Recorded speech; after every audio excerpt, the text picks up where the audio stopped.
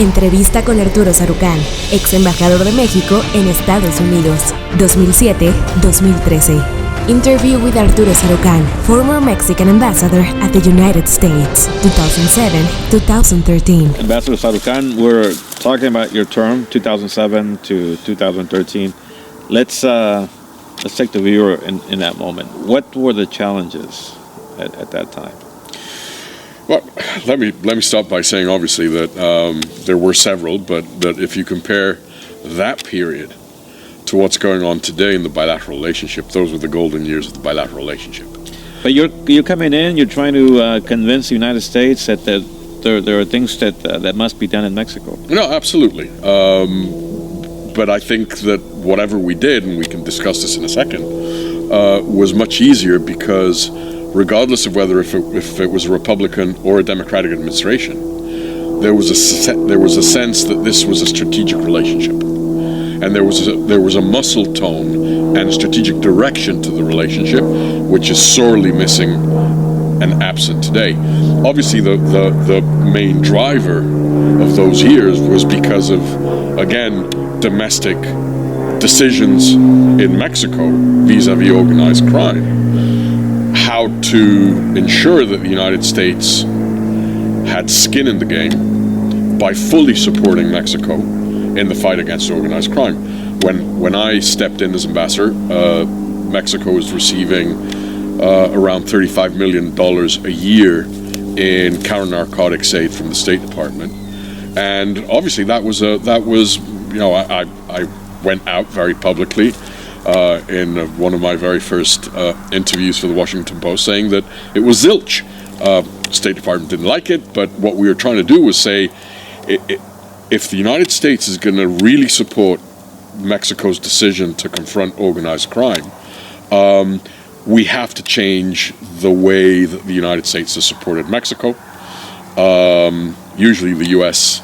pays attention when the bill goes from $35 million to $1.4 billion, which is what the Media Initiative triggered as a result of that first engagement with the Bush administration. But obviously getting the U.S.-Mexico relationship on a different footing in terms of our security and law enforcement relationship and engagement was critically important.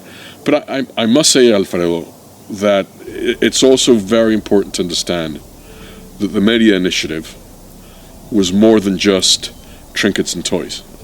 Yes, the equipment, the capacity building, the training, all of these are important aspects. But Merida was, in many ways, a midwife of a transformation of the security, intelligence, law enforcement relationship between two neighbors that are uniquely important for one another's security and prosperity. Merida was about a process. It was about ensuring that disparate agencies didn't have their own little agendas that didn't relate to a holistic whole-of-government approach as to how we tackled organized crime. But yeah, from the get-go, from the moment I arrived in January of 2007, it was clear that my mandate and my mission, per instructions from my president, was you have to get the U.S. to significantly ratchet up its support for his decision to confront violent transnational organized crime. Take us to that period. I mean, we're talking about a country that's facing criminal groups that have become too powerful for the country to contain. I mean, what led you to go to D.C. and say, hey, we need to take this relationship to a different stage? Well, and were you concerned about a possible backlash, whether it was in the United States or in Mexico? So I think there were two drivers. One was personal, my own, which was a conviction that as a result of NAFTA in 1993, and then the effects of post 9/11 border security, that the U.S.-Mexico relationship had to move forward in ways which had never moved forward before. And a very simple way of exemplifying what I mean is that, and I don't know if you knew this, Alfredo, whenever a Mexican president went to the United States on a state visit, part of the protocol of a state visit is to visit the Tomb of the Unknown Soldier in Arlington to lay a wreath. Well, it just so happens that no Mexican president had ever gone to Arlington to lay a wreath at the tomb of the unknown soldier. Why? Because there are remains of a Marine that invaded Veracruz in 1917, interred with the remains of other servicemen and servicewomen who've died fighting for the United States. And therefore it was part of this jingoistic, chauvinistic, nationalistic view of the relationship with the United States that precluded Mexican presidents, as part of their state visits, to go to Arlington. Calderón was the first president to do it, because what we wanted to signal was this is a relationship that isn't anchored in the 19th century, it's looking into the 21st century. If France and Germany, after 100 years of bashing each other's heads, today are allies and partners, why are Mexico and the United States not able to do that, given what we're doing together post 9/11 in ensuring our border security, Mexico watching the United States back in the aftermath of the terrorist attacks? And so part of this, from my point of view, was how do we move this relationship forward in such a way where Mexico becomes the go-to strategic partner of the United States in the Americas, above anyone else. My instructions from my president were because during the transition after he won in 2006, he realized that organized crime had penetrated the social and political fabric of many states and localities in Mexico. And it was clear that if he didn't push back against organized crime, they were going to become the most serious threat to the rule of law and to impunity in Mexico. And whether the decision was right or wrong to bring in the army, I think it was a necessary stopgap measure that should have been a stopgap measure. The army should have gone back to the barracks as a result of Mexico building the civilian institutions and police capabilities that it still, till today, has been unable to develop. But regardless of what you think of the strategy of frontally confronting organized crime, it was clear that Mexico, if it was going to be successful, was going to need the support of the United States in ways that the U.S. had never provided in the past, either because Mexican governments kept that cooperation at arm's length, or because the U.S. thought that the ho-hum, business-as-usual approach of $35 million given here, and there to specific programs was enough to support Mexican efforts to confront organized crime. So you had 35,000 people, over 35,000 people killed last year.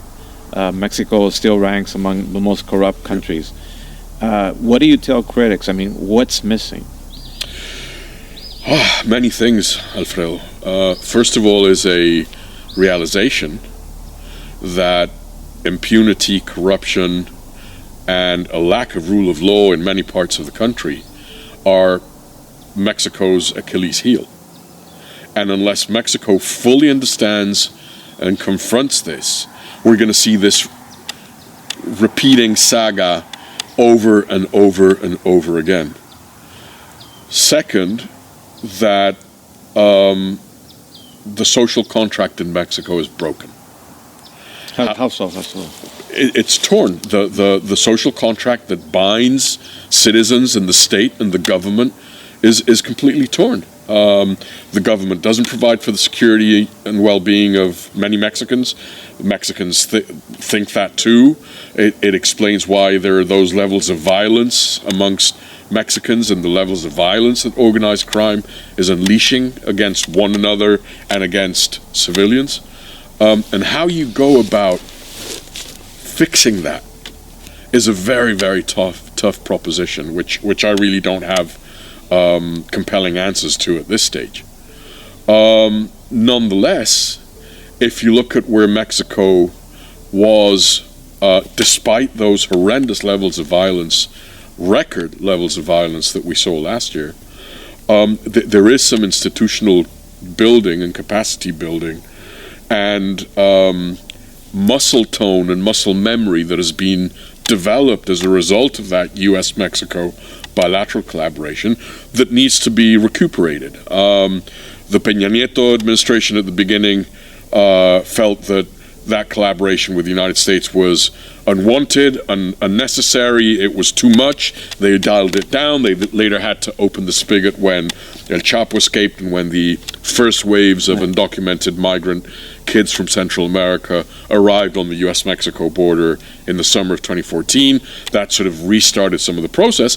But now you have a government which doesn't seem to have a strategy and which considers a lot of the pieces that we built of the architecture of U.S.-Mexico law enforcement and intel collaboration as either obsolete or views them with a nationalistic prism, which precludes a lot of the stuff that we would need to be doing together from happening. How big of a problem is that the lack of continuity between administrations? I think it's a severe problem, because processes that have a momentum and that pick up speed are then stopped, jettisoned, or stalled as a new administration comes in and reinvents the wheel, or thinks that whatever was done before it was disastrous. I mean, to try to kind of lighten up that period. I mean, you also talked a lot about the importance of soft power. I thought that was interesting in trying to understand both sides. You know, build a bridge and talk about that. Well, look, these are two countries on the face of the earth that are uniquely important to each other's well-being and prosperity. I don't think there's a bilateral relationship in the world where one country impacts the daily well-being of the other in the way that this relationship does. And if you look at the relationship and you see especially a region that you know very well, which is the border region on either side of the Rio Grande and the Rio Colorado rivers, you've got a melting pot of culture, of society, of societal connections, and there's a mutual attraction going on across this border. Part of it is driven by the fact that we've got 35 million Mexican Americans living in the United States. The largest community of Americans living abroad lives in Mexico. Estimates vary because a lot of them are there illegally, but it could be US and Mexico. It could be anywhere between 1.5 and 2 million Americans living in Mexico permanently. And so those connections, the way Mexicans are attracted to culture in the United States, the way Americans are attracted to culture in Mexico, the synergies that are going on, whether it's Mexican cinematography making, I can't avoid this, but making Hollywood great again. Cuarón and Del Toro and Iñárritu and Lubezki and Prieto, all this Mexican talent that has done wonders for the cinema industry in the United States. But you look at it in terms of music, in terms of food, in terms of literature. Those synergies across the border, I think, are one of the most compelling stories of the modern Mexico-U.S. relationship. It drives social connectivity. That's why I banged my drum as ambassador until we got this for many years, which was Mexico and the United States need to do a joint bid for the World Cup. It ended up being North American, with our Canadian friends included. I don't think they care about soccer too much. They only care about hockey. But certainly, look at the World Cup bid. What the message that this sends to the rest of the world about what binds us together as societies and as transnational societies is a very, very powerful ingredient. Embajador Sarukhan, muchísimas gracias.